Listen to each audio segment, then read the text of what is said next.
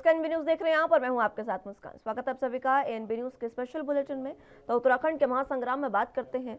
उत्तराखंड में धामी सरकार अफसरों पर नकेल कसते हुए उत्तराखंड की जनता को लगातार राहत देने की कोशिश कर रही है। आपको बता दें कि मुख्यमंत्री पुष्कर सिंह धामी ने अधिकारियों को निर्देश दिए कि वह जन की शिकायतों का शीघ्र समाधान करेंगे। जन शिकायतों का समुचित रिकॉर्ड भी रखा जाएगा। ये ब्यौरा उपलब्ध कराएंगे कि कितनी शिकायतों का निपटारा हुआ। मुख्यमंत्री का कहना है कि जनता की समस्याओं के शीघ्र समाधान के लिए राज्य सरकार संकल्पबद्ध है। सीएम धामी के मुताबिक अधिकारियों को निर्देशित किया गया है कि ब्लॉक स्तर पर समस्याओं का निराकरण ब्लॉक स्तर पर हो और जिला स्तर की शिकायतों का समाधान जिला स्तर पर हो जाना चाहिए। लोगों को अपनी अपनी समस्याओं को हल करने के लिए परेशान ना होना पड़े। मुख्यमंत्री का कहना है कि उन्होंने प्रदेश की जनता से जो भी वादे किए हैं और राज्य के विकास के लिए जो भी संकल्प लिए हैं उन्हें समयबद्धता के साथ पूरा किया जाएगा और जिसको लेकर अफसरों की कोताही बर्दाश्त नहीं की जाएगी। एक तरफ जहां सीएम धामी अफसरों के पीछ कसने में लगे हैं, वहीं दूसरी तरफ पूर्व मुख्यमंत्री और कांग्रेस के वरिष्ठ नेता ने सोशल मीडिया पर अफसरवाद छेड़ दिया है। सोशल मीडिया पर हरीश रावत ने बीजेपी सरकार पर तंज कसा। हरीश रावत ने कहा कि नई सरकार पुरानी ब्यूरोक्रेसी में लगातार खामियां ढूंढ रही है। सरकार के रुख से ऐसा प्रतीत होता है जैसे ब्यूरोक्रेसी में पहले तमाम खामियां थी और अब सरकार उसको चुस्त दुरुस्त करने में जुटी हुई है, जबकि इससे पहले 5 साल बीजेपी की ही सरकार राज्य में थी। पूर्व मुख्यमंत्री हरीश रावत ने सरकार और अफसरशाही के बीच छिड़े द्वंद्व का जिक्र करते हुए सरकार पर निशाना साधा। मुख्यमंत्री से लेकर मंत्री तक ब्यूरोक्रेसी को इस अंदाज में धमकाते हुए दिखाई दे रहे हैं जैसे अब आगे सब चुस्त दुरुस्त हो जाएगा। लेकिन एक बात जो समझने वाली है कि ब्यूरोक्रेसी में ये सारी खामियां चुनाव के बाद और बीजेपी को 2/3 बहुमत में सत्ता मिलने के बाद ही क्यों उजागर हो रही हैं। हरीश ने कहा कि क्या इससे पहले किसी और पार्टी की सरकार थी? क्या पहले के 5 सालों में जो 3 मुख्यमंत्री और मंत्री थे कहीं और से आयातित थे? मंत्रियों के अंदाज और समाचारों की शब्दावली से ऐसा आभास होता है कि पहले सब गुड़ गोबर था और अब सब ठीक किया जा रहा है।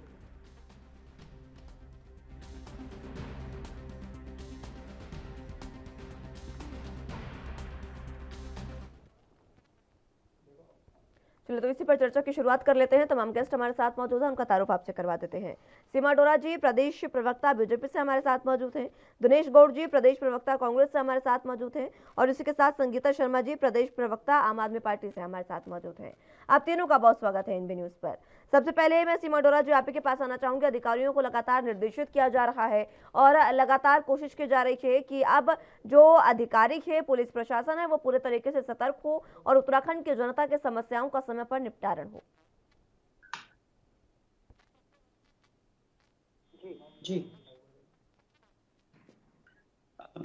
जैसे कि आपने बोला, ये सब कुछ हमारे मुख्यमंत्री जी ने बिल्कुल स्ट्रिक्टली ऑर्डर्स दे दिए हैं अधिकारियों को कि जनता जो परेशान हो रही थी अब वो नहीं होना चाहिए किसी भी कीमत पे, और उनको जिला स्तर पे और वार्ड स्तर पे जैसे जैसे आते हैं उनको उस परेशानियों को उनकी सॉल्व करें और इसका एक रिकॉर्ड मेंटेन करें ताकि वो देख सके टाइम टू टाइम। 15-15 दिन बाद मुख्यमंत्री जी जो है वो स्वयं इस चीज के बारे में जानकारी लेंगे। तो इस तरह से उन्होंने अधिकारियों को पूरी तरीके से निर्देश कर दिया और अलर्ट कर दिया कि किसी भी तरीके की जो केयरलेसनेस बर्दाश्त नहीं होगी जनता के काम में, कि परेशानी कहीं नहीं होनी चाहिए।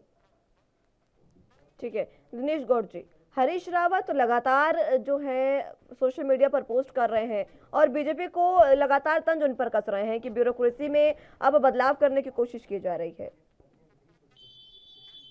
देखिए, जहाँ तक ब्यूरोक्रेसी की बात है तो काफी कुछ मुख्यमंत्री के हिसाब से अधिकारी काम करते हैं और पिछले 5 साल में अगर देखा जाए तो भाजपा की सरकार थी और ब्यूरोक्रेट भी वही थे, आगे भी वही रहेंगे और थोड़ा ये होगा कि उनके महकमों में फेरबदल कर दिया जाएगा। दूसरी बात यह है कि आज ये जो जिस तरह की अब मैं देख रहा हूँ कि मुख्यमंत्री ने बड़े निर्देश दिए हैं, आदेश दिए हैं, अच्छी बात है। जनता ने आपको चुना है और जनता की समस्या का निराकरण नहीं होगा अगर, तो फिर वो जनता के साथ अन्याय भी होगा। लेकिन जहां तक ब्यूरोक्रेट्स की बात है, मेरे ख्याल से पिछले 5 साल में आपने उतने ब्यूरोक्रेट्स नहीं बदले जितने आपने मुख्यमंत्री बदल दिए। तो मुख्यमंत्री बदलने का मतलब ये हुआ कि कहीं ना कहीं जो मुखिया है, जो प्रदेश को चला रहा है, वो सक्षम नहीं थे। ब्यूरोक्रेट्स हो या कई अन्य विभागीय कोई भी कार्य हों, उनको संभालने में सक्षम नहीं रहे, इसलिए वो मुख्यमंत्री बदले गए। तो मैं उम्मीद करता हूं कि जो नई सरकार है वो जन आकांक्षाओं पर खरी उतरे, और जो लोगों ने मैंडेट उनको दिया है वो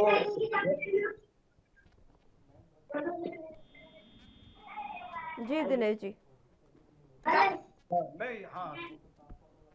ये बीच में कुछ बोल रहे हैं, मैं थोड़ा डिस्टर्ब हो रहा हूँ।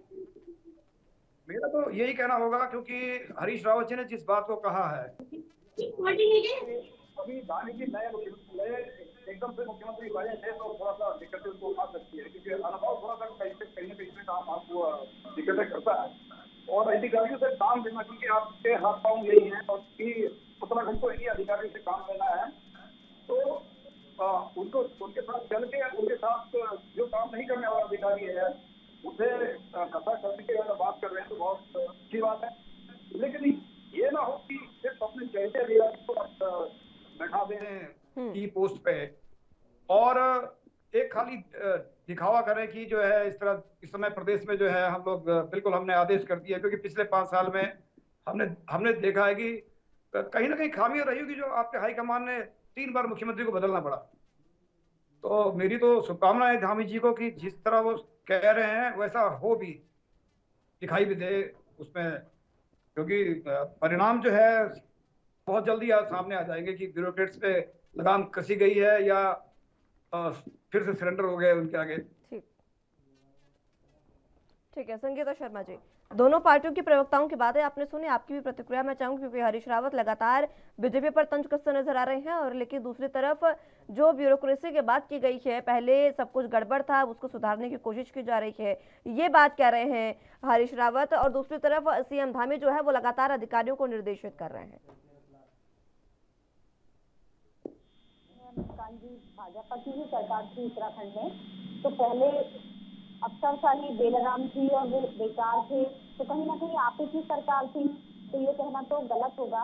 और अब भी आप ही सरकार में है, तो इसका मतलब आपने वो 5 साल बर्बाद किए और उस समय कोई भी ऐसा कदम नहीं उठाया गया, और अब आप इससे सजग हुए हैं। चलिए, अब आपको जनता ने मैंडेट दिया, आपने इतना बड़ा कदम उठाया, स्वागत योग्य आपका कदम है, क्योंकि जनता चाहती है कि भ्रष्टाचार से मुक्ति मिले और उत्तराखंड का विकास हो। लेकिन जो आप कह रहे हैं ये कितने हद तक मुमकिन हो पाएगा, ये देखने की बात है, और ये आने वाला वक्त बताएगा कि जो चीजें अभी माननीय धामी जी कह रहे हैं उसमें कितना तारतम्य अफसरों के बीच में और नेताओं के बीच में बैठ पाता है, और किस तरह से जनता के लिए जो काम करने हैं वो हो पाते हैं। तो ये तो आने वाला वक्त बताएगा। और चाहे हम अभी डॉक्टर निधि उनियाल जी वाला प्रकरण देख लें, या सहकारिता विभाग का जो इतना बड़ा अभी घोटाला चल रहा है हुआ है, उसको देख लें, तो कहीं ना कहीं हम बहुत कुछ देख रहे हैं कि किस तरह से उत्तराखंड में चल रहा था, और अब क्या होगा ये देखने वाली बात है। ठीक है सीमा डोरा जी, दिनेश गौड़ जी आरोप लगा रहे हैं आप पर कि पहले भी आपकी सरकार थी 5 साल, उसके बाद अब जब ब्यूरोक्रेसी में बदलाव करने की कोशिश की जा रही है, लगातार अधिकारियों को निर्देशित कर रहे हैं और अलग अलग तरीके से पहले की चीजों को सुलझाने की, सही करने की कोशिश की जा रही है। जी देखिए, हरीश रावत जी को तो लाइमलाइट में बने रहने की आदत है, पिंडी के लोटे की तरह है वो। कभी कांग्रेस की बुराई करते हैं, कभी बीजेपी की बुराई करते हैं, किसी अच्छी चीज का वो स्वागत कभी करते नहीं। इनके यहाँ जब मुख्यमंत्री भ्रष्टाचार करते हैं और कहते हैं लूट लो, तो ये पड़े रहने देते हैं उस मुख्यमंत्री को, और अगर हमने कभी मुख्यमंत्री बदल दिए तो ये दोषारोपण करते हैं। हमने तो विधायकों को भी टिकट नहीं दिए जब हमें लगा कि उनकी प्रोग्रेस रिपोर्ट है वो अच्छी नहीं, तो हम कैसे बर्दाश्त करेंगे अधिकारियों को? आप ये सोचिए। तो हमारी तो जो देखने की विजन है वो दोनों के लिए एक जैसा है, चाहे वो नेता हो या अधिकारी हो। बर्दाश्त नहीं होगी, केयरलेसनेस बर्दाश्त नहीं होगी, जो काम नहीं करेगा ये सब चीजें बर्दाश्त नहीं करेगी भारतीय जनता पार्टी। ये साफ साफ संदेश प्रधानमंत्री जी ने दे दिया था, उसी को ही हमारे सीएम धामी जी दे रहे हैं कि कोई भी हो, आपकी केयरलेसनेस बर्दाश्त नहीं होगी। पहले क्या था, ये अब क्या है, ये हमारी सरकार कर हुई थी, हमने काम किया, आज भी हमारी सरकार। इसका मतलब ये नहीं कि हमारी सरकार थी तो हम कह रहे थे कि पहले घपलेबाजी थी। हम ये कह रहे थे कि जो चीजें भी दुरुस्त नहीं थी, या जो भी आप जो जनता की बातें नहीं सुन रहा, या जो भी काम नहीं कर रहा प्रॉपर तरीके से, उसको स्ट्रिक्टली लिया जाएगा और उनको बता दिया गया कि केयरलेसनेस बर्दाश्त नहीं होगी। जनता का जो भी काम है वो रुकना नहीं चाहिए, काम होना चाहिए, बस यही तो बात है। उसमें इतना प्रोपेगेंडा करने की क्या जरूरत है कि पहले हमारी सरकार थी, ऑफकोर्स सरकार थी, हमने अच्छा काम किया, हमने हमेशा प्रगति आगे बढ़ते गए और इसीलिए जनता ने हमें चुना, क्योंकि आपको ये विश्वास है कि अगर राज्य को कोई आगे ले जा सकता है, देश को कोई आगे ले जा सकता है, तो वो लेके जाएगी भारतीय जनता पार्टी। तो बस भारतीय जनता पार्टी का ये साफ साफ संदेश नेता के साथ भी है और यही साफ साफ संदेश अधिकारियों के ऊपर भी है कि बर्दाश्त नहीं किया जाएगा आप लोगों को। अगर कोई भी काम नहीं करेगा, काम करना पड़ेगा। दिनेश गौड़ जी भी कुछ कहना चाह रहे हैं। गौड़ साहब, सीमा डोरा जी कह रही हैं कि अगर देश को कोई आगे ले जाने का काम करेगा वो सिर्फ बीजेपी है। जी जी, उसका जवाब देता हूँ मैं, लेकिन उससे पहले मैं सीमा जी की एक बात का जवाब दूंगा कि उन्होंने कहा कि हमारी सरकार 5 साल पहले, 5 साल हमारी सरकार रही और आगे भी रही, और जब अगर सरकार में सब कुछ ठीक ठाक था, ब्यूरोक्रेट्स पे पूरा आपका कंट्रोल था, तो फिर ये आज ये बयान देने की जरूरत क्यों पड़ी कि जो अधिकारी हैं वो काम करें, नहीं तो जो है। तो ये कहीं ना कुछ कमी आपने देखी होगी, या पुराने मुख्यमंत्रियों के हिसाब से आप कह रहे हैं कि उनके टाइम पे कुछ नहीं हुआ, कि आप सारा ठिकरा अधिकारियों पर थोपना चाह रहे हैं कि जो अगर उत्तराखंड में हम कुछ नहीं कर पाए, 5 मुख्यमंत्री बदलने पड़े तो अधिकारियों के वजह से बदलने पड़े, क्योंकि सभी नालायक और निकम्मे अधिकारी थे। तो कुल मिला के मेरा कहना यह है कि आज आपको जरूरत क्यों पड़ी, अगर पिछली बार भी आप ठीक ठाक चल रहे थे। तो ये केवल मैं एक और बात बता रहा हूँ, ये जो उन अधिकारियों के लिए एक धमकी है जो नियम से काम करना चाहते हैं, जो भाजपा के दबाव में काम नहीं करना चाहते हैं। बेसिकली मैं तो ये समझता हूँ कि ये उन अधिकारियों के लिए धमकी है, क्योंकि पिछले 5 साल में हमने देखा, चाहे धामी जी मुख्यमंत्री रहे हों, चाहे त्रिवेंद्र सिंह रावत जी रहे हों, चाहे तीरथ सिंह रावत जी रहे हों, आप देखिए खनन का जो खुला खेल चला है भाजपा के राज में, और उसके अलावा भी कई विभागों में जो घोटाले इन्होंने किए, जो भर्ती घोटाले हैं, कई चीजें हैं जो इनसे हो नहीं पाए। तो कुल मिला के मैं कहता हूं कि आज एक प्रकार से ये उन अधिकारियों के लिए धमकी हो सकती है जो भाजपा के दबाव में काम नहीं करते। नहीं तो 5 साल तो आप ही सरकार रही ना, यही अधिकारी थे, आज भी वही अधिकारी हैं। तो ऐसा नहीं कि आपने भ्रष्टाचार खत्म किया, आपने तो जब अभी आप देखो पिछले टाइम शिक्षा विभाग में जो आपने ट्रांसफर किए, आपने तो उसके बैक डेट पे आपने जो है आचार संहिता लगने के बाद जो अपने चहेतों को की पोस्ट पे बैठाया, चाहे वो शिक्षा विभाग हो, चाहे वो अन्य विभाग हो। तो ऐसा नहीं है आप जो बात कर रही है, बहुत आपके राज्य में बहुत सुशासन रहा, सब कुछ रहा। तो मेरा तो फिर भी शुभकामनाएं हैं, अगर आप ऐसा करते हैं और जनहित में अगर एक कदम उठाते हैं और जनता का उसमें हित हो रहा है, तो मैं उसके लिए आपको साधुवाद दूंगा, धन्यवाद दूंगा। लेकिन बोलना आसान होता है, करना बहुत कठिन होता है। और मेरी तो यही राय है सरकार को कि ठीक है करें, लेकिन अपने जो आपने बात कही है उस पर एकदम अडिग होकर बात करें, बिल्कुल। और दूसरी बात आपने कही कि देश को जो विकास कर सकता है या आगे ले जा सकता है केवल भारतीय जनता पार्टी है। तो भारतीय जनता पार्टी के पास देश का एक, मैं बता दूं आपको कि जो शासन चलाने का एक तरीका होता है और जिसमें जनता के हित में फैसले लिए जाते हैं, वो ये कम करते हैं। ये केवल देश को सांप्रदायिक ध्रुवीकरण में बांट के और ठीक इलेक्शन के टाइम पे इस तरह की बातें कर करके जनता को गुमराह कर देते हैं। और जैसे ही चुनाव जीतते हैं उसके बाद ये गैस के दाम बढ़ा देंगे, पेट्रोल के दाम, डीजल के दाम बढ़ा देंगे, और फिर ये बताते हैं कि साहब देखो श्रीलंका में ये हालत हो गई, यूक्रेन युद्ध की वजह से ये सब हो रहा है। तो मुझे एक दिन याद है प्रधानमंत्री जी एक दिन उन पे नेहरू जी पे तंज कस रहे थे कि बहुत दूर देश में एक युद्ध हुआ और नेहरू जी ने यहाँ कहा कि उस देश में लड़ाई हो रही है तो महंगाई पे असर पड़ेगा। तो आज आप भी वही बात कर रहे हो, आप वही कह रहे हो कि यूक्रेन के युद्ध से ये महंगाई जो हो रही है यूक्रेन के युद्ध से हो रही है। तो कुल मिला के यह है कि उसके तरीके भी होते हैं।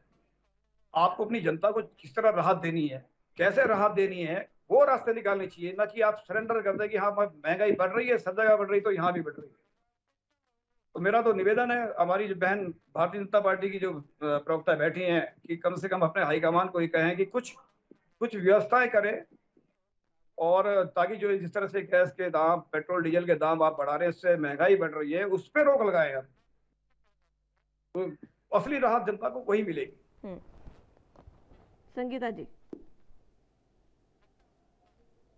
इस तरह से इस समय मुख्यमंत्री जी ने एक ऐप भी बनाया 1064 की भ्रष्टाचार पे लगाम लगाई जाएगी। तो इसका मतलब 5 साल में जो इनकी सरकार थी उसमें कहीं ना कहीं भ्रष्टाचार हुआ है। तो अब ये इस तरह का ऐप भी आ रही है और इनके बयान भी आ रहे हैं कि सब पे लगाम लगाई जाएगी और जो भी काम नहीं करेगा जनता के लिए तो वो ठीक नहीं होगा। तो कहीं तो इससे ये साफ जाहिर है कि पिछले 5 साल की जो स्थितियां थी, जो उत्तराखंड को गर्त में ले जाया गया, जो हमारा उत्तराखंड विकास से पीछे की ओर गया, तो अब उसकी भरपाई करने की कोशिश हो रही है। बहुत अच्छी बात है कि आप उसकी भरपाई करें और उत्तराखंड को विकास के रास्ते की ओर लेकर के जाएं। लेकिन फिर भी हम लगातार चीजों को देख रहे हैं, चाहे वो भर्ती घोटाला हो, चाहे अभी बहुत सारे ऐसे घोटाले नजर आ रहे हैं। हम अभी जिस तरह से जंगलों में आग लग रही है, बहुत सारे घोटाले, उसके पीछे संभावनाएं घोटाले हैं जो इस तरह से लगातार बहुत से जिलों में आग फैलती जा रही है और उसको कोई रोकथाम नहीं की जा रही है। इसके लिए इन्होंने पिछले 5 साल भी कोई काम नहीं किया और अब उस पर भी जो है वो लीपापोती करने की कोशिश की जा रही है। तो भारतीय जनता पार्टी जो शुरू से ही बड़ी बड़ी बातें करती है और काम कम करती है, तो इस बार यही अपेक्षा करेंगे कि जिस तरह से बात हो, काम भी उसी तरह से हो और केवल बड़ी बड़ी बातें ना हो और उत्तराखंड के लिए काम हो और विकास हो। क्योंकि हम देख रहे हैं कि जो भी बीजेपी शासित राज्य हैं वहाँ कर्ज लगातार बढ़ता ही जा रहा है। राज्यों के ऊपर कर्ज लगातार बढ़ रहा है, चाहे तो हम जो भी राज्य देखें, हम उत्तराखंड की बात करें तो लगातार कर्ज बढ़ रहा है और आने वाले 5 साल में भी और कर्ज बढ़ने की आशंका है। जिस तरह से यहाँ काम के लिए जो कमाई गई हैं योजनाएं, उन पर जब काम होगा तो और उत्तराखंड पे कर्जा पड़ेगा। तो किस तरह से इसको संतुलित किया जाएगा और उत्तराखंड को कर्ज से मुक्त किया जाएगा, यहाँ के लिए क्या विकास किया जाएगा, तो इस पर अभी बहुत काम करने की जरूरत है। और जो भ्रष्टाचार है, जैसे इन्होंने भर्ती घोटाला हुआ, वहां भी 8 अफसरों पर कार्यवाही की, तो ये बहुत सोचने की बात है कि बिना नेताओं के लिप्त हुए केवल अफसर ही इतने बड़े घोटालों को अंजाम दे रहे हैं। तो ऐसा तो बिल्कुल भी नहीं है। इनकी नाक के नीचे सारे काम हो रहे हैं और बाद में सारा कुछ अफसरों पर डाल दिया जाता है। तो ये अपने के लिए बचाव का रास्ता भी है। तो अब ये आने वाले वक्त तय करेगा कि क्या क्या हम देखेंगे और किस तरह से उत्तराखंड के विकास को देखेंगे, कि जो अभी बातें हो रही हैं उन पर काम भी होगा या सिर्फ ये बातें ही बातें रह जाएंगी। उत्तराखंड का विकास करने में बीजेपी अहम भूमिका निभा सकती है और बीजेपी को अब इस पर काम करना चाहिए, ये कह रही है संगीता जी। सीमा डोरा जी। भाई नहीं देता ये सब बातें कहना। पहले जरा दिल्ली का हाल तो देख लीजिए मैडम, जो आपने शराब खाने जगह जगह लगा रखे। आपके तो अपने मुख्यमंत्री जी झूठ बोलते रहते हैं, कभी कहते हैं इतने शराब खाने थे पहले और अभी इतने हो गए। उनके हर एक महीने बाद उनकी स्टेटमेंट बदलती रहती है। आपने बच्चों को शराब पिलाना सिखा दिया, आपने उम्र उनकी कम कर दी शराब पिलाने की, एक के साथ एक शराब फ्री कर दिया आपने। आप किस बात की बातें कर रहे हो? आप दिल्ली में ऐसा क्या कर दिया आपने? एक कोरोना आते ही आपकी हालत खराब होगी, आप उनको मेडिकल फैसिलिटीज नहीं दे पाए, आपने भगा दिया, राशन नहीं दे पाए। आप क्या बातें करते हो? उत्तराखंड की आप बातें करते हो? क्या देख लिया आपने उत्तराखंड में कि हम लोगों ने क्या करा? भ्रष्टाचार किया तो आप सो रहे थे उस समय। आप प्रूफ कर दीजिए कहाँ भ्रष्टाचार हुआ, आप प्रूफ कर दीजिए कौन सा नेता इन्वॉल्व था, आप प्रूफ करके दिखाइए ना। अगर हमने ये बात कही है कि अधिकारियों से कि बर्दाश्त नहीं होगी, तो उसमें कौन सी बड़ी बात होगी? हमने भी ये थोड़ी ना कह दिया कि पहले होती थी अब नहीं होगी। हमने ये बोला ना कि आगे की ये हमारी स्ट्रेटेजी है, हम किसी भी कीमत पे बर्दाश्त नहीं करेंगे। और मैं तो ये साफ साफ कह रही हूँ तो प्रधानमंत्री जी का साफ साफ ये बात कहना नेताओं से भी है कि अगर आपकी रिपोर्ट अच्छी नहीं आई, प्रोग्रेस रिपोर्ट चाहिए मुझको, चाहे वो अधिकारी हो या नेता हो, तो आपको तिलमिलाहट क्यों? इसका मतलब आप अधिकारियों के साथ मिले हुए, आप चाहते हो कि अधिकारी भ्रष्ट रहे? अच्छी चीज का स्वागत करना सीखिए। हर चीज पे क्रिटिसिज्म, हर चीज पे क्रिटिसिज्म, चाहे वो कांग्रेस हो या आप आम आदमी पार्टी, इतने ही आप लोग अच्छे होते तो आपको एक आधी सीट मिल गई होती। आपको उठा के फेंक दिया वो उत्तराखंड ने, जबकि ये फ्री वो फ्री वो फ्री वो फ्री करते रहे, कभी भी नहीं आपको एक सीट दे पाई भारतीय जनता पार्टी के कारण। आपको जनता ने ऐसा स्वीकारा और कांग्रेस उसने क्या किया? पूरे 4.5 साल सोएंगे, अभी जागृत हो जाएंगे, उसके बाद फिर सो जाएंगे। कहाँ रहते हैं आप लोग? कौन सी विपक्ष की भूमिका निभा दी आपने? भ्रष्टाचार अगर हमने करे तो आपने क्यों नहीं उजागर कर दिया भ्रष्टाचार को? बातें बनाते आप लोग, सिर्फ आप लोगों को बातें बनानी आती है और कुछ करना नहीं आता। आप चाहते नहीं हो कि देश प्रगति करे। कौन सी बातें कर रहे हो कि हमने महंगाई कर दी? जो हमारे भारतीय जनता पार्टी शासित राज्य है वहां पेट्रोल सस्ता है, और जहां पर आपकी सरकार है, कांग्रेस की सरकार है, वो सारे जगह पेट्रोल महंगा है। मैं आपको पढ़ के सुना देती हूँ, चाहे वो वेस्ट बंगाल हो, चाहे वो केरला हो, चाहे वो मुस्कान जी थोड़ा सा हमें भी बोलने का मौका दें। जी मैं आ रही हूँ दिनेश जी आपके पास। ये बहस सुनना भी सीख लीजिए सर, सुनना सीखे। इतनी देर से सुन रही थी मैं भी। मैंने आप लोग चाहते क्या? आप लोग चाहते जनता कुछ सुने ना, आप लोग चाहते हम कुछ करें ना। आप वो चाहते वो 40 साल 50 साल पुरानी राजनीति जो करते हैं, देश को धोखा देते चले आए, आप चाहते हैं वो करें। आपने आजाद देश को सिर्फ धोखा दिलाया, जनता को सिर्फ पागल बना के रखा। इसलिए चाहते हो कि कुछ कहे ना, अधिकारियों को कोई कुछ ना कहे, भ्रष्टाचार हो, फिर आप लोग ठीकरा फोड़े। आप लोग चाहते नहीं हो कि कोई स्ट्रिक्टनेस हो, आप लोग चाहते नहीं हो डिसिप्लिन आए देश में। ठीक है, दिनेश जी सिंह मडोरा जी कह रही है कि आप लोग चाहते हैं कि भ्रष्टाचार हो, उसके बाद आप ठीकरा फोड़े। दिनेश जी मुझसे पूछ रहे हैं जी। हाँ, मैं पहले मैं जवाब देता हूँ अभी। ये तो हमारे लिए आप अपनी वॉल्यूम कम करिए ना उसकी, क्योंकि आपकी आवाज इको हो रही है। ऑडियो वाले की आवाज म्यूट कर दीजिए। ठीक है, चलिए बात अपनी रखिए दिनेश। अभी ठीक आ रही है आवाज? हेलो जी मैं सुन पा रही हूँ आपको, आप अपनी बात रखें। जी आवाज आ रही है मेरी? जी अच्छा, मैं ये कह रहा था आपसे कि अभी मेरी बहन कह रही थी, सीमा बहन, की शराब में डुबो दिया, ये कर दिया वो कर दिया, लेकिन उनको शायद पता नहीं है दिल्ली का तो चलो मैटर छोड़ो, अब दिल्ली प्रदेश देश की राजधानी है और दिल्ली प्रदेश का मामला अलग है। आपने तो पूरे उत्तराखंड को शराब में डुबो रखा है। आपको पता नहीं है 128 दुकानें आपकी सरकार के रहते रहते खुली हैं। दूसरी बात, जब सुप्रीम कोर्ट का एक आदेश आया था, आपको याद नहीं है शायद, उन्होंने कहा था कि हाईवे के किनारे कहीं भी शराब की दुकानें नहीं खुलेंगी। तो आप ही की सरकार थी जिसने हाईवेज को ही चेंज कर दिया, उन्हें डिस्ट्रिक्ट रोड बना दिया, उन्हें स्टेट वे बना दिया कि शराब की दुकानें बंद ना करनी पड़े, चाहे भले ही उसको हाईवे का नाम बदल दिया जाए। तीसरी बात, आप शराब की बात छोड़ो मैडम, आपको पता ही नहीं है उत्तराखंड जो इस समय ड्रग्स से जूझ रहा है ना, ये पिछले 5 सालों में जो ये शराब तो कोई बात नहीं, छोड़ो उसे, लेकिन आपने पहाड़ में जो कोने कोने में ड्रग्स माफियाओं का जाल बिछ गया है आपकी सरकार इन 5 सालों में, आपको पता ही नहीं चला। और ये कहां से ये ड्रग्स आ रही है, कहां से ये पहुंच रही है, अब आप देखते हैं कि रोजाना पकड़े जाते हैं। और खासकर मुझे चिंता उस बात की है जो पर्वतीय क्षेत्र है। आप पर्वतीय क्षेत्रों में देख लीजिए, उत्तरकाशी है, टिहरी है, चमोली है, पिथौरागढ़ है, ये तमाम जो पर्वतीय क्षेत्र जहां ये ड्रग्स नहीं होता था, आज की डेट में वो रोज पुलिस पकड़ रही है। तो अगर इन पर्वतीय क्षेत्रों में ड्रग्स पकड़ी जा रही है तो ये ड्रग्स आ कहां से रही है? और ये देहरादून की पुलिस कर क्या रही है? राजधानी बैठे हुए लोग कर क्या रहे हैं? जो अब क्योंकि मालूम है ड्रग्स माफियाओं को पता है कि आप ऐसी जगह चले जाओ जो शांत क्षेत्र है और वहां ये ड्रग्स का धंधा शुरू कर दो। और मैं तो बता रहा हूँ कई परिवार बर्बाद हो गए इससे। आप तो शराब की बात कर रही है, आप दिल्ली की बात कर रही है। अरे सबसे पहले आपको जो लगाम लगानी चाहिए, वो जो उत्तराखंड को वो आप उड़ता पंजाब बनाने जा रहे हो ना, सबसे पहला और सबसे खतरनाक जो स्थिति आने वाली है वो जो नौजवान पीढ़ी हमारी जो ड्रग्स में धकेली जा रही है।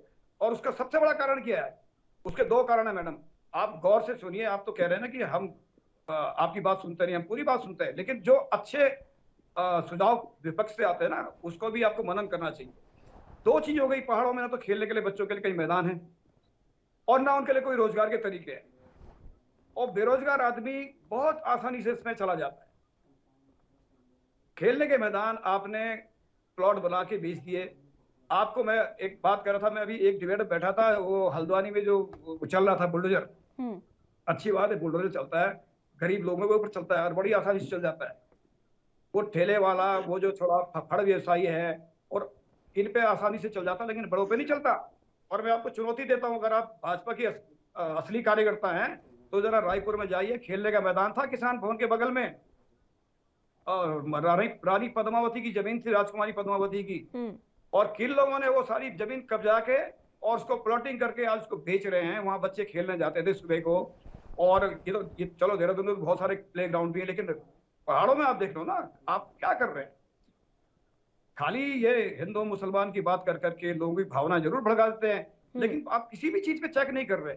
आप महंगाई पे कहीं रोक नहीं लगा पा रहे। तो अगर हम ये गलत कर रहे हैं, अगर इसे आप भौंकना कहती हैं, तो मेरे खिलाफ से मैं आपके उससे बड़ा तरस आता है मुझे कि आप क्या तो अहंकार में आ गए हैं 2 बार लगातार जीत के, आप विपक्ष की बात सुनना ही नहीं चाहते हैं। तो थोड़ा सा आपको अपनी उसमें देखना चाहिए ना कि हम क्या कह रहे हैं। हम गलत, अगर हम गलत कह रहे हैं आपको, तो तब फिर आप ठीक है, आप बोलिए हम भौंक रहे हैं, फिर हम भौंकना बंद कर देंगे। अगर आपके हिसाब से अगर हम भौंक रहे हैं और आप हमें इस तरह की भाषा उपयोग करेंगे महिला हो क्या, तो बहुत, मुझे तो आपका ये अच्छा लगा नहीं, क्योंकि जिस दल से आप हैं, आप अपने को बहुत अच्छा दल बताते हैं, तो उसमें थोड़ा सा बोलने का, विपक्ष के साथ बोलने का तरीका होना चाहिए। तो जो चीजें अगर हम कोई भी समझा रहा है तो उसको सुनना भी चाहिए, उसे मनन भी करना चाहिए, उसको आप हमेशा उल्टा मत लीजिए। कई चीजें निकल के आती हैं इससे, ठीक है, चलिए, वो आपके हो सकता है आपके लिए फायदेमंद हो, आप उस पर कड़ाई से अनुपालन करें, और वो माना अगर ड्रग्स पे आप कंट्रोल कर लेते हैं जिस तरह से चल पड़ा है, तो ये तो लोग कहेंगे ना कि यार बीजेपी सरकार आई और इसने बहुत अच्छा काम किया, आज उत्तराखंड में शराब और ये जो ड्रग्स का ये प्रकोप है एकदम खत्म। ठीक है, चलिए, ठीक है, एक बार फिर से लौटूंगी मैं दिनेश जी आपके पास। सीमा अरोड़ा जी, दिनेश जी की बातों पर अपनी प्रतिक्रिया, अपना जवाब दें, उसके बाद मैं संगीता जी के पास जाऊंगी। तो दिनेश जी आपकी बात मुझे आधी आवाज तो समझ में ही नहीं आती, क्योंकि ईगो कर रही है आपके। दूसरी बात जो इन्होंने ड्रग्स के ऊपर बात करी कि आपको मैडम पता नहीं, मैं चाइल्ड राइट प्रोटेक्शन कमीशन में थी सर, और ड्रग्स पे मैंने बहुत काम किया उत्तराखंड में। तो आप ये मत मुझे बताइए, ये जो ड्रग्स माफिया है ये पूरे देश में बहुत ज्यादा इस समय सक्रिय है, और उस पर हम काम कर रहे हैं। इसीलिए जो ये सब शुरुआत हुई है अधिकारियों से लेके ऊपर तक लतेड़ना, ये यही हो रही है, जिस पे आप लोग क्रिटिसिज्म कर रहे हैं। दूसरा, आप पहले पंजाब में देखिए, ये दोनों जो है ना, ये पंजाब में उड़ता पंजाब बनाया इन्होंने। आज पंजाब के नौजवान खत्म हो चुके हैं, खाली हो चुके हैं वो लोग ड्रग्स ले लेके। तो ये सब बातें आप मुझे मत सुनाइए, हमें सब पता है कि कहाँ कहाँ क्या हो रहा है, और इसीलिए हम चाहते हैं कि पूरे देश को हम इस नौजवानों को बर्बाद होने से बचा लें। तो शुरुआत हमने इसीलिए करी है यहाँ से। तो और सर जी, विपक्ष की बात करें तो विपक्ष का बहुत बड़ा काम होता है कि अगर कहीं कोई सरकार को, आपको लग रहा है कि सरकार को जरूरत है आपके नए विजन की, आपकी जो एक अच्छी आप उनको एडवाइस दे सके, तो उसका स्वागत होना चाहिए। हमने विपक्ष को कभी मना नहीं करा कि आप अपनी एडवाइस मत दीजिए, लेकिन आप लोग सिर्फ क्रिटिसिज्म करते हैं। आप लोग अच्छी जहां कोई काम हो रखा होता है उसको तो क्रिटिसाइज करेंगे, और जो गलत हो रहा है उस पर चिल्लाते। अरे तो ठीक है, अगर कोई अच्छा काम हो रहा है तो उसको बिल्कुल स्वागत करें कि हाँ ये होना चाहिए, स्ट्रिक्टनेस होनी चाहिए, चाहे वो कहीं किसी भी फील्ड में हो। स्ट्रिक्टनेस नहीं होगी तो देश नहीं चल पाएगा, आपका राज्य नहीं चल पाएगा। इस बात को सोच के रखें, यही बात बोलती है। और इस चीज को बार बार आप दोहराएंगे, पहले क्या कर दिया, आप क्या। और हरीश रावत जी बोलते क्यों ऐसी बात? उनको ट्रस्ट है अपनी कांग्रेस के ऊपर, उनको तो अपनी कांग्रेस पे भी ट्रस्ट नहीं। पहले वो है क्या, पहले वो ये बताए कि वो कांग्रेस के हैं। वो उनको खुद को नहीं पता, समझ में आता कि मैं किस पार्टी का हूँ। वो कांग्रेस मुझे रखना नहीं चाहती, एक उनका स्पष्टीकरण आता है, दूसरे दिन उनका ये आता है, पता नहीं कितने दिन तक कांग्रेस मुझे रखेगी, तीसरे दिन भाजपा की भलाई करते हैं, चौथे दिन वो भाजपा के कहने पे कुछ कर देते हैं। तो वो तो मुझे तो अजीब से लगने लगे। मुझे ऐसा लगता है कि उनको रोज कुछ ना कुछ उनको जो है वो कहना है, ताकि वो लाइमलाइट में आ जाए और वो हीरो बने रहे कि हाँ मैं सक्रिय हूँ राजनीति में, कुछ ना कुछ बोल देने से। लेकिन बोलने से पहले उनको तोल लेना चाहिए कि वो क्यों बोल रहे हैं और किस लिए बोल रहे हो, उसका कि उसका जो है वो क्या प्रभाव आएगा जनता के ऊपर। जनता भी सब कुछ ठीक। जानती है कि अगर हमने अधिकारियों के ऊपर कहा है, और उससे पहले नेताओं को कहा था मोदी जी ने, और अब अधिकारियों को कह रहे हैं, तो भैया डिसिप्लिन मेंटेन करने के लिए, अनुशासन मेंटेन करने के लिए बात कही, क्योंकि भारतीय जनता पार्टी जानी ही जाती है अनुशासन के लिए। हमारे यहाँ जो अनुशासन में नहीं रहता तो उसके लिए कोई स्थान नहीं है, चाहे वो कोई भी हो। बड़े से बड़े नेता भी अगर अनुशासनहीनता दिखाएंगे तो उनका भी प्लेस नहीं होती। तो ये चीजें समझ लेनी चाहिए, और देश को आगे बढ़ाने के लिए सबसे ज्यादा जरूरी है अनुशासन। और उसी अनुशासन को हमने सक्रिय करने के लिए ये बात बोली अधिकारियों को कि भाई ये सब चलेगा नहीं। ये नहीं हमने कहा कि तुम पहले करते थे अब नहीं करोगे, हमने कहा आगे चलेगा ही नहीं कभी भी। तो इस चीज को जरा पॉजिटिव वे में सोच लें और तब बात करें, उसको इतना लंबा चौड़ा खींचने की जरूरत नहीं होती। और रही शराब खाने की बातें कर रहे तो सर, दिल्ली में 580 के करीब आपके महखाने हैं जो स्कूलों के पास हैं, जो मोहल्लों में हैं, जो गलियों में हैं, जो नहीं होने चाहिए, महिलाओं के लिए बार बने। मैंने इसलिए कहा, और अगर ये कहा है तो आपको बहुत बुरा लग रहा है अगर कांग्रेस के प्रवक्ता को, क्योंकि वो तो कांग्रेस और आप में कुछ खास फर्क बुरा नहीं लग रहा है मैडम। फ्रेंडसी है ना। बता रहे हैं कि ठीक है, आपकी ठीक है। बुरा लगेगा, उनको बुरा लगेगा, क्योंकि मैं आ रही हूँ दिनेश जी, आ रही हूँ आपके बर्दाश्त पास। नहीं बांट होगी। रही है ना, आप नहीं, खुद अपना जरा रास्ता देखिए गुमराह तो कितनी करते हैं, दुकानें देश आपने का पहाड़ विभाजन के भी कोने उन्होंने कोने में शराब की दुकानें तो खुलवाई हैं इनको तो आपने। सत्ता का ठीक है। लालच हमेशा रहा। अब सत्ता मिली नहीं तो और इनको रेवेन्यू दिमाग आप खराब उससे हुआ ले पड़ा रही कि है। अब करें क्या। आप और एक बात जो और आपकी आज सरकार आपको है बता ना, दूं, वो शराब की सत्ता आज दुकानें भी नहीं खोल मिली के और आपकी शराब कई के सालों रेवेन्यू तक ले रही आगे है। भी सत्ता नहीं तो मिलने लोगों वाला। का विकास करने के लिए आप उसकी सोच जेब के से पैसा रखिए, निकाल के उसे क्योंकि नशे में धुत जनता बहुत करके और जागरूक उसके बाद होती है। विकास करना चाहती है। ठीक है, चलिए संगीता जी आप अपनी बात रखें। देखिए सीमा जी जो कह रहे हैं कि बुरा लग रहा है, तो देखिए बुरा किसी चीज को आप गलत तरीके से बताएंगे तो जरूर उसके लिए बोला जाएगा। वहाँ शराब की दुकानें कम की गई हैं, ना कि बढ़ाई गई हैं। तो शराब नीति को इन्होंने दिल्ली की पूरी पढ़ी नहीं है और उसे ये गलत तरीके से बयान कर रही है। तो ये गलत तरीके से बयान करना गलत बात है। और रही बात देखिए उत्तराखंड के परिप्रेक्ष्य में, तो आप उत्तराखंड को तो देख नहीं रहे हैं कि यहाँ क्या चल रहा है। और हमने सबसे पहले यही कहा था कि जो धामी जी ने अफसरशाही पर लगाम कसने की बात की है, ठीक है, हमने पहले इसका स्वागत ही किया। तो सीमा जी ने सुना, ये शायद शब्द नहीं सुने कि हमने यही कहा कि अगर धामी जी अच्छा काम करते हैं तो बहुत अच्छी बात है, क्योंकि जनता ने उन्हें समर्थन दिया है, उनकी सरकार बनी है और सभी चाहते हैं, यहाँ पर जो हम तीनों लोग बैठे हैं, जो भी पार्टीज हैं, वो यही चाहती हैं कि उत्तराखंड का विकास हो। कोई भी ये नहीं चाहता कि उत्तराखंड का विकास ना हो। अब भाजपा जब सरकार में है तो वो जिम्मेदारी भाजपा की है, कांग्रेस सरकार में होती तो कांग्रेस की होती और आम आदमी पार्टी होती तो उसकी जिम्मेदारी होती। तो अगर हम विपक्ष में है और इनसे इस बात को कह रहे हैं तो ये गलत बात नहीं कह रहे हैं, ये सुनना नहीं चाहते। अगर हम बताते हैं कि भाई बेरोजगारी कितनी ज्यादा है, आप उस पर काम कीजिए, अभी तक आपने क्या किया।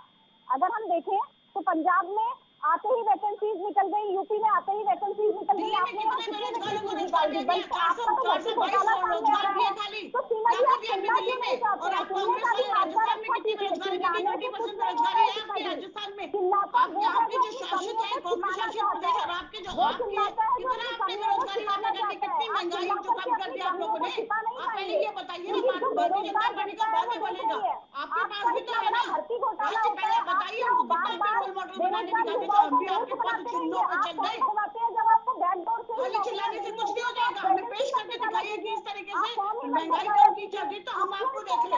आप लोगों से अपने बड़े बड़े वादे करके, मुफ्त की बातें करके आपने पंजाब तो ले लिया, पंजाब के लिए आप शरण में आ गए केंद्र की कि हमें पैसा दे दो। अपने दम नहीं था तो आपने क्यों कह दिया कि हम फ्री में देंगे, ये फ्री में देंगे।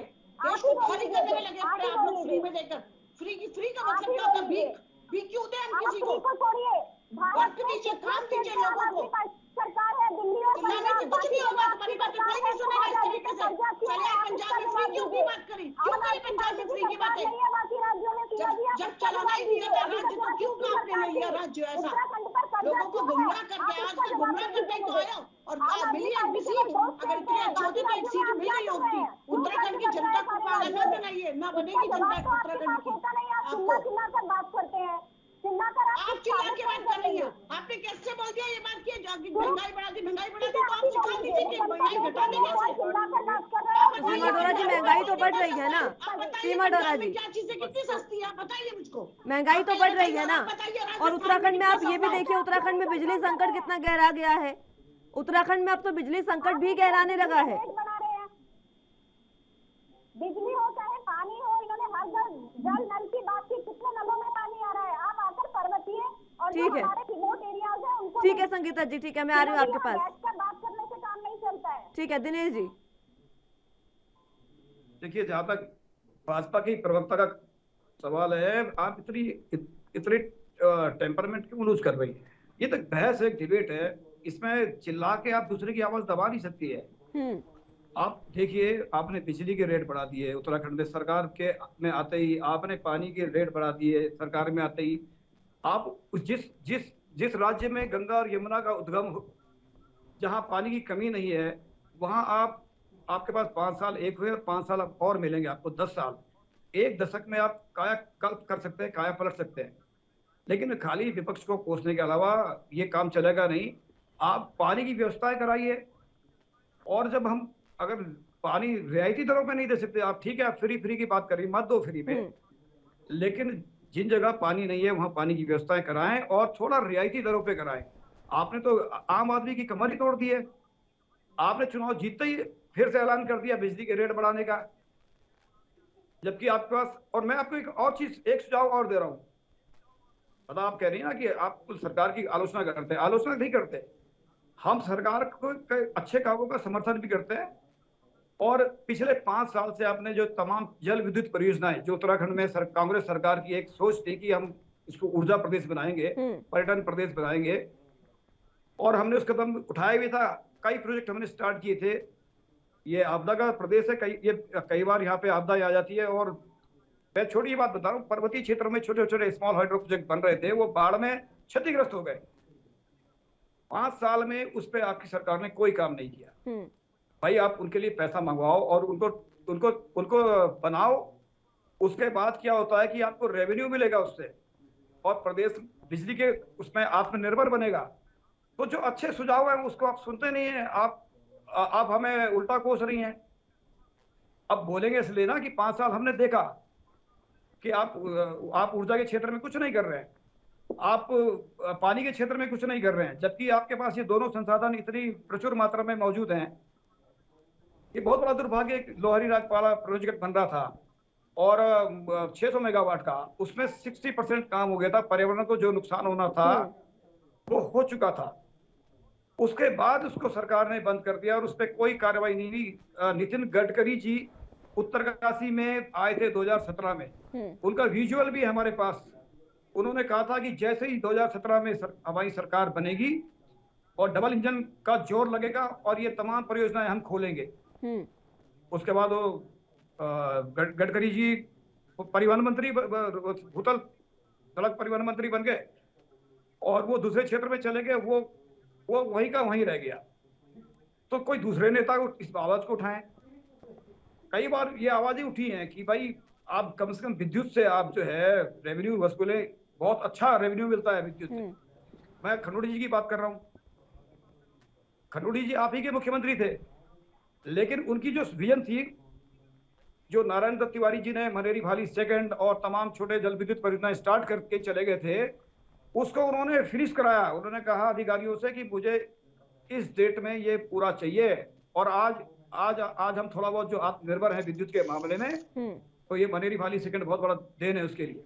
तो इस तरह के प्रोजेक्ट हम बना के अपने जनता को राहत दे सकते हैं। तो कोई अच्छे सुझाव अगर विपक्ष से आते हैं तो उसको गेन करना चाहिए, ना कि आप बिल्कुल अहंकार में जो है बिल्कुल ये समझो कि विपक्ष अब कुछ रहा ही नहीं, हम 2 बार जीत गए हैं। तो ये जनता है महाराज, ये सर पे आंखों पे बैठाती है, सर आंखों पे, तो उस पैरों तले कुचल भी देती है। ठीक है।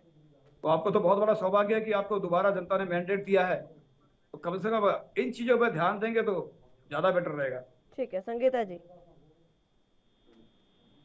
जी बिल्कुल, दिनेश भाई बिल्कुल सही कह रहे हैं कि भाजपा को, विपक्ष को कोसने के बजाय जो 5 साल उत्तराखंड के लिए काम करना है और जो योजनाएं बनानी है उस पर ज्यादा फोकस करना चाहिए और बताना चाहिए कि हम इस तरह से काम करने वाले हैं, ना कि चिल्लाने से कोई काम चलेगा। लेकिन मैंने अक्सर डिबेट्स में देखा है कि सीमा जी बस चिल्लाने का ही काम करती हैं, ना सुनने का मादा रखती हैं और ना भाजपा जो काम कर रही है उसको बताने की जरूरत महसूस होती है इन्हें।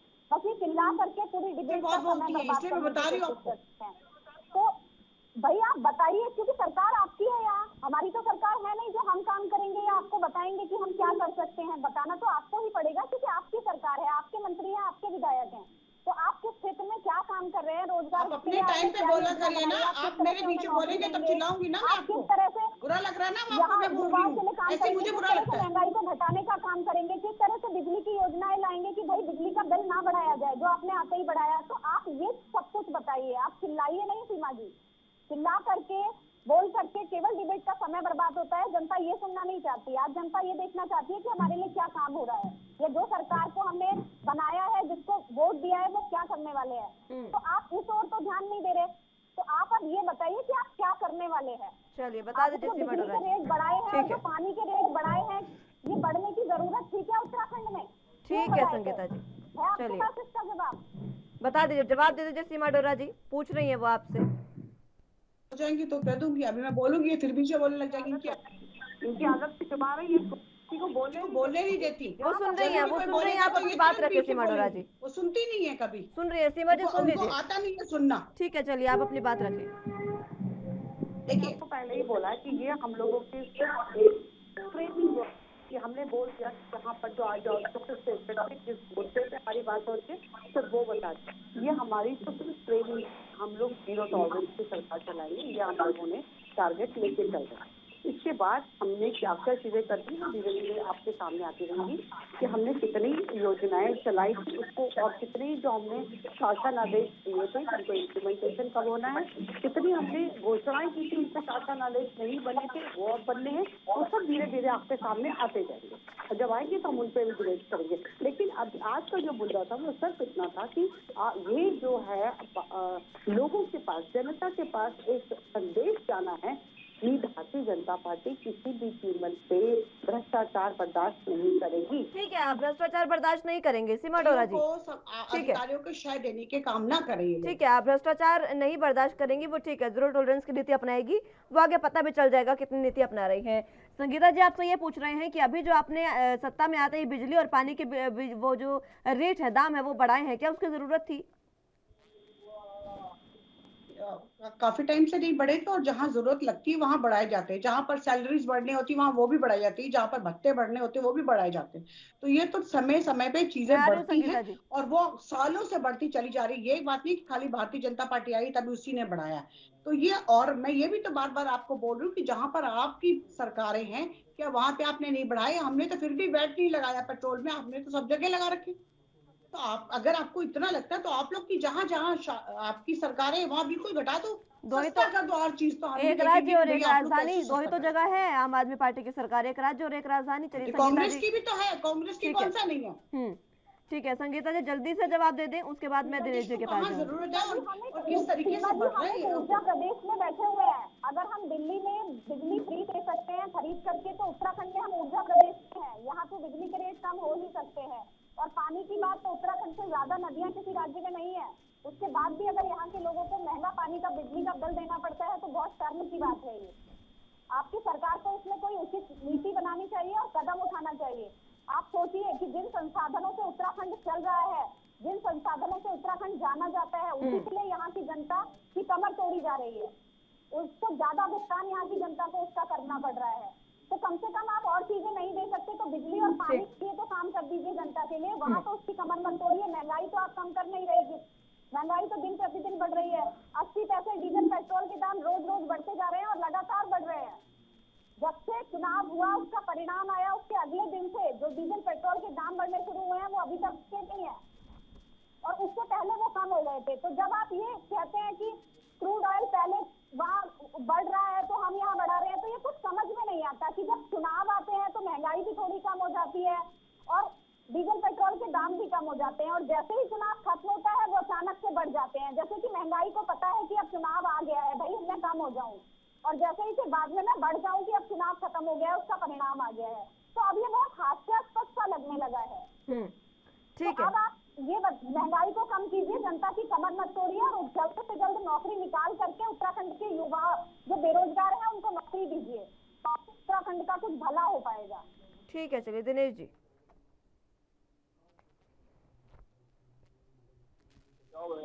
इनके लिए उत्तराखंड एक खुशहाल राज्य बने हैं, हमारी उम्मीदें हैं सरकार से। और ये पार्ट 2 है, पार्ट 1 तो ये खुद नहीं जानता कि कितना अच्छा रहा, लेकिन पार्ट 2 के लिए मेरी जरूर शुभकामनाएं हैं कि भाभी जी जो कह रहे हैं वो उन पे अमल करें और उन पे उतरे और उत्तराखंड की जनता को उसका लाभ मिले, ये हमारी शुभकामना रही। और जो निवेदन है मेरे ख्याल से इन्हीं सब चीजों के आसपास है। तो यही मानना है कि जनता का भला होना चाहिए और अगर जिम्मेदारी सरकार में आप हैं, भाजपा के लोग हैं, तो उनकी ज्यादा जिम्मेदारी बनती है और जनता की बात भी सुने, जनता की बात भी सुने। लेकिन सीमा अरोड़ा जी ये कह रही हैं कि महंगाई की बात आप उठा रहे हैं बार बार, तो महंगाई को जिस तरीके से कांग्रेस शासित राज्य में भी महंगाई बढ़ रही है, आम आदमी पार्टी के जो राज्य है वहाँ भी महंगाई बढ़ रही है, सीमा अरोड़ा जी तो ये कह रही हैं कि आप पहले पहल कर दें, बता दें किस तरीके से महंगाई कम होगी, उसके बाद वो कर देंगी। देखिए महंगाई तो इनके हाथ में नहीं, क्योंकि जिस तरह की पॉलिसी है, जिस तरह की नीतियां केंद्र सरकार की पिछले 8 चल रही है, तो वो क्योंकि हमें बस हमसे पूछ रही हैं, भाई जनता ने आपको मैंडेट किया, जनता ने पिछले 2 बार केंद्र में आपको बना दिया, 2 बार प्रदेश में आपको बना दिया, तो आपको सोचना है ना तो जनता के लिए। आप हमसे पूछ रहे हैं कि बताएं कि महंगाई कैसे कम होगी। बहुत सारी चीजें होती है, सरकार को बहुत सारे स्टेप उठाने पड़ते हैं, आप वो सब कर नहीं रहे हैं और आप जो ये लगता सफलताएं आपको मिल रही है ना चुनाव में, उसका गलत अंदाज लगा रहे हैं और सोच रहे हैं कि जनता बिल्कुल हक मायने में। ठीक है, चुनावों में मिली सफलता का आप गलत इस्तेमाल कर रही हैं सीमा अरोड़ा जी, ये कह रहे हैं दिनेश जी।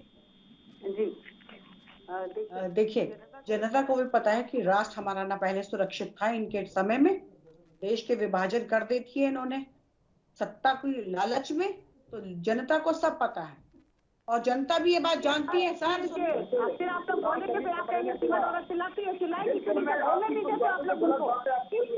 बिल्कुल मैं सच बोल रही हूँ और आज भारत की जनता जान चुकी है कि कांग्रेस कितना गुमराह किया और आज की कांग्रेस गुमराह कर रही है। जब मैं आपसे क्वेश्चन मैंने आपसे इतना बोला, अगर आप कहते हो कि आप करिए तो हमें करने दीजिए, आप कहते हो जनता ने आपको चुना, ये हमारी जिम्मेदारी है तो हमें देश चलाना दीजिए। और अगर आपको लगता है कि आपको कोई एडवाइस देनी है कि इससे महंगाई कम हो सकती है, तो आप एक रोल मॉडल बन के आइए हमारे सामने, आप पेश कर दीजिए। सिंपल सी बात है। और अगर हम कर रहे हैं तो हमें करने दीजिए, किस तरीके से देश को आगे लेके जाएंगे। नहीं बनाते हमने तो सेना को वो सेना को वो हथियार दे दिए जिससे सेना घुस के जाके लड़के आ जाएगी। और आपकी तरह नहीं है तो सेना दुबक के लड़ जाती थी कि ऑर्डर मिलेंगे दिल्ली से तब हम जाके गोली दागेंगे। आज सेना के हाथ छूटे हुए हैं, आज दूसरे देश पूरा वर्ल्ड कांपता है आपके भारत के नाम से, समझ रहे हैं ना? तो ये है भारतवर्ष, ये है भारतीय जनता पार्टी की नीति, जहाँ पर सीमाएं सुरक्षित होनी चाहिए। आप चंद महंगाई के ऊपर रो रहे हैं, की बात करिए, आपकी सीमाएं कितनी सुरक्षित है, आपका देश विश्व गुरु बनने जा रहा है, आप इसमें देखिए। आपके टाइम में बहुत सुरक्षित है आपकी देश के लिए, आपकी सेना सिर्फ सेनाओं की हमारे सीमा में फेंक दिया जाता था और तभी एक आदेश नहीं मिलता था कि गोली चला दो, दिल्ली से आदेश आएगा। और आप देखते थे कि हम पड़ोसी देश से अपने रिलेशन कैसे खराब कर दे। आप लोग तो रिश्तों पे रह गए और हमने रिश्तों के साथ चले गए हम लोग, और इसके आज लोग हमसे आपके देश से रिश्ते बनाते हैं, उनको कहते हैं आपके देश से रिश्ते बनाने के लिए। और एक समय था आपका देश डरता था लोगों से। आप ये सोचिए, जनता जनता सब जानती है और जनता को छोड़ दिया, छोटी छोटी जनता जानती है। छोटी बातों से अगर मेरा राज्य सुरक्षित हो सकता है तो कोई बात नहीं, हम झेल लेंगे इतनी महंगाई को। एक तरफ आप कहते हो बढ़ा दो, एक तरफ आप कहते हो सैलरीज बढ़ा दो, एक तरफ आप कहते हो कि आंदोलनकारियों को पैसे दो, एक तरफ आप कहते हो वो करो ये करो, और एक तरफ आप कहते हो थोड़ी सी महंगाई कैसे बढ़ गई। अरे तो जनता को भी पता है ना कि कहाँ कहाँ किसको किसको जरूरत है। और दिल्ली की बातें करते हैं, टैक्स पेयर सबसे ज्यादा दिल्ली में है, क्यों नहीं ये सबको सस्ता कर देते दिल्ली में। यहाँ पे तो कोई टैक्स नहीं देता, यहाँ कोई टैक्स नहीं देता, यहाँ की जनता तो बहुत लिमिटेड स्रोत वाली। ठीक है, मैं आ रही हूँ दिनेश जी, बता दीजिए दिल्ली में तो सबसे ज्यादा टैक्स दिया जाता है, उसके बाद क्यों नहीं वहाँ पर महंगाई से राहत मिल रही है जनता को? कर्जे में नहीं है दिल्ली इस समय, वहाँ का बजट सरप्लस में है, जिस तरह से उत्तराखंड कर्ज में डूबा हुआ है, जो ये बात कर रही है। और ये कह रहे हैं कि महंगाई दिल्ली में कम कर दी जाए, तो उसको समझाइए कोई कि केंद्र में आपकी सरकार है, महंगाई आप कम करेंगे, दिल्ली अकेले महंगाई को कम नहीं डीजल पेट्रोल काम केंद्र सरकार के हाथ में है, राज्य सरकार के हाथ में है, तो आप इस तरह की बातें कर रही हैं। और सीमा जी कह रही है कि उत्तराखंड की जनता बजट नहीं देती है। सीमा जी सुन रहे होंगे तो टैक्स नहीं देती है, तो उत्तराखंड की जनता भी टैक्स देती है। अगर कोई एक माचिस भी खरीदता है तो सीमा जी टैक्स देता है। तो आप इस तरह की बातें मत कीजिए, उत्तराखंड की जनता पर इल्जाम मत लगाइए। वो भी सुन रही हो कि आप ही सब कुछ कर रहे हैं, तो ये अहंकार पूर्ण बात आप लोग मत कीजिए और जो यहाँ के लिए काम करना है उसकी बात कीजिए। ये अहंकार छोड़ दीजिए आप। चलिए ठीक है तो दिनेश जी। लगातार अहंकार पूर्ण बातें करते जा रही हैं। ठीक है, चलिए दिनेश जी आप अपनी बात रखें। चलिए ठीक है, समय मुझे इतनी ही इजाजत देता है। बहुत बहुत शुक्रिया आप तीनों का हमारे साथ जुड़ने के लिए और तमाम अहम चर्चा हमारे साथ करने के लिए। लेकिन फिलहाल जिस तरीके से उत्तराखंड में अब तमाम जो मुद्दे हैं वो कहीं ना कहीं कहा जा रहा है कि आतुर होते जा रहे हैं कि उन्हें पूरा किया जाए। अब देखना होगा कि उन मुद्दों को कब पूरे वो होंगे और जनता को राहत कब मिलेगी। महंगाई का मुद्दा भी आज की चर्चा में आपने सुना और उसी के साथ कई ऐसे मुद्दे रहे जिस पर चर्चा हुई और ये वो मुद्दे हैं जिस पर जनता भी चाहती है कि जल्द से जल्द समाधान हो। फिलहाल के लिए मेरे साथ बस इतना ही। तमाम अहम खबरों के लिए आप देखते रहे एनपी न्यूज़। नमस्कार।